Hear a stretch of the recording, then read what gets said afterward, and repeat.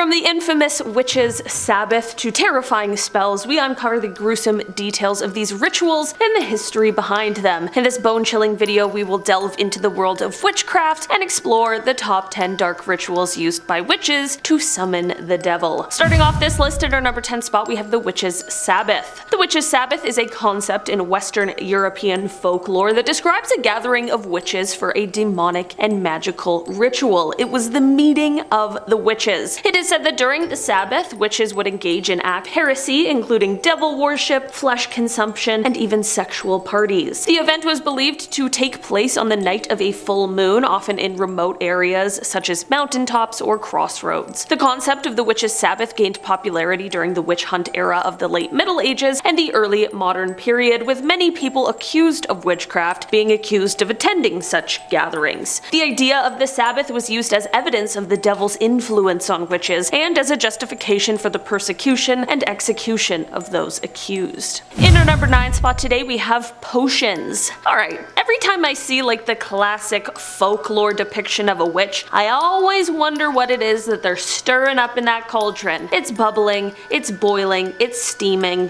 What is it? A potion, of course. Witches may drink a potion as part of a ritual meant to summon the devil or other supernatural entities. The potion may be made from a variety of ingredients, including herbs, animal parts, or even human blood. The purpose of the potion is often to induce a state of altered consciousness or heightened awareness, allowing the witch to communicate with the otherworldly entities they seek to summon. The ritualistic setting for drinking a potion may vary, but often involves a secluded location. You know, for an occult ritual, we need that eerie setting. The witch may be required to perform certain tasks or complete specific rituals before or after drinking the potion, and the concept of using psychoactive substances as part of a ritual or religious practice is found in various real-world traditions throughout history. However, the summoning of the devil is not a common practice. In our number 8 spot today, we have drawing a pentagram. The pentagram is one of the most recognizable symbols when it comes to all things occult, and drawing a pentagram is a ritualistic act commonly used in magical practices as a way to create a protective barrier or to invoke supernatural forces such as the devil himself. The pentagram is a 5-pointed star, often drawn with a circle around it, and each point represents one of the elements: earth, air, fire, water, and spirit. The pentagram is believed to have protective properties, and drawing it is often done as a way to banish negative energy or spirits, but in some magical traditions, the pentagram is also used to invoke spirits or deities, with each point representing a different aspect of the entity being invoked. The ritual of drawing a pentagram may involve specific movements, such as walking around the perimeter of the pentagram while reciting an incantation. More on that later. While the use of the pentagram has been associated with witchcraft and the occult in popular culture, it is also used in various other spiritual and religious practices. In our number 7 spot today, we have lighting candles. Candles are often used to create a certain ambiance, a vibe, to symbolize different aspects of the ritual and to invoke spiritual energy or entities. The use of specific colors of candles is believed to have different meanings and may be chosen based on the purpose of the ritual. For example, green candles may be used to attract wealth or abundance, while white candles may be used to represent purity or to invite divine energy. If you want to summon the devil, would you use red? I don't know. In some traditions, candles may also be used to represent the elements, with different colors representing earth, air, fire, and water. The act of lighting candles can also be a way to focus the mind and create a sacred space for the ritual. And by lighting candles, the practitioner may be able to connect with the inner self or the higher spiritual energies and to bring their intentions into focus. So I guess next time you're smelling candles before you buy them, think of what scent the devil might be. I feel like he has some notes of cinnamon. Cinnamon and brimstone coming this fall to a Bath & Body Works near you. In our number 6 spot today, we have incantations. An incantation is a series of words or phrases that are believed to have a certain power or effect, often in a language that is not commonly spoken, like Latin, for example. The recitation of incantations can be a way to focus the mind and to channel spiritual energy, and it is often accompanied by specific movements or gestures. Or I guess in the case of witches, it could sort of act like a magical spell vibe. In some traditions, the incantation may be sung or chanted in a repetitive manner, creating a hypnotic or trance-like state. The purpose of reciting they're just cantations now.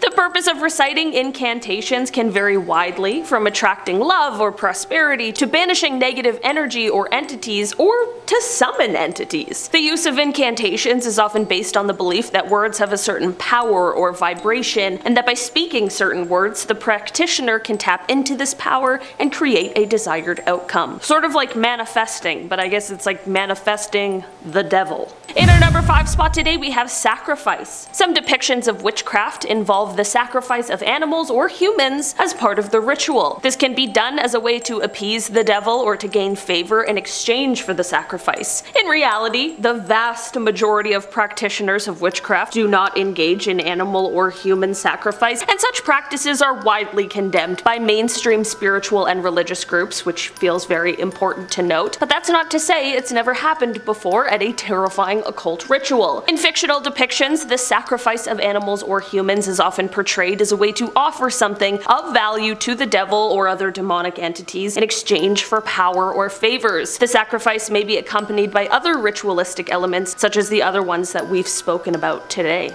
In our number 4 spot today, we have the Ouija board. Ouija boards are a popular divination tool that have been used for over a century to communicate with spirits or entities from the other side. The board consists of letters, numbers, and other symbols, and is often used in conjunction with a planchette, a small device that moves across the board to spell out messages. While Ouija boards are not inherently connected to witchcraft, they have been associated with the practice in pop culture. This association may be due in part to the fact that the boards were originally marketed as a parlor game in the late 19th century, but quickly became associated with the spiritualist movement and other alternative belief systems. In popular culture, witches may use Ouija boards as a means of communicating with the devil or other demonic entities, or to gain insight into the future and other spiritual realms. Just remember, at the end of each Ouija board session, it is imperative to close things and properly say goodbye, or else who knows what might be left in our realm. In our number 3 spot today, we have the special objects. Witches may use specific objects or tools as a part of their ritual. These may include things like crystals, herbs, bones, or other items that are believed to have magical properties or specific energies. The witch may also use ritualistic tools such as a wand or a thame to direct energy or focus their intentions. The use of specific objects and tools is meant to create a certain ambiance or to focus the mind, or may be based on specific traditions or beliefs. Certain demons may have certain objects associated with them that could ease in appeasing them upon summoning, and some other objects might just be used to help assist in the desired outcome. In our number 2 spot today, we have the Pact. In fictional depictions of witchcraft, making a pact with the devil is often portrayed as a way for witches to gain supernatural powers or other favors. The pact may involve the witch offering their soul or performing certain tasks for the devil in exchange for these benefits. The ritualistic setting for making a pact with the devil may vary, but often involves a secluded location such as a dark forest or abandoned building. The witch may be required to perform certain tasks or complete specific rituals as a part of the pact making process, which may involve the use of special objects or incantations. The concept of making a pact with a supernatural entity is found in various mythological and folkloric traditions throughout history. In reality, however, the vast majority of practitioners of witchcraft do not engage in such practices, and such pacts are not a common element of mainstream spiritual or religious groups. It is definitely not recommended to make a deal with the devil, because things are never as good as they may seem at first. There's always a catch with that contract. And finally, in our number 1 spot today, we have dancing in a circle. In fictional depictions of witchcraft, dancing in a circle is often portrayed as a key element of a ritual meant to summon the devil or other demonic entities. The circle may be drawn on the ground or formed by the witches holding hands, and the dancing may be accompanied by chanting, singing, or the playing of musical instruments. The purpose of the circle dance is often to create a certain energy or atmosphere and to symbolize the unity of the witches in their goal of summoning the devil. The circle may also serve as a protective barrier, keeping the witches safe from any negative energies or entities that may be summoned. Many believe that using movement and rhythm helps with the purpose of summoning demonic entities, and when attempting to summon the ruler of hell himself, you definitely need to bring out all the stops. Alright guys, that has been our list for today. Thanks so much for checking it out. I've been your host today, Olivia Kozlowski, and I will see you again soon.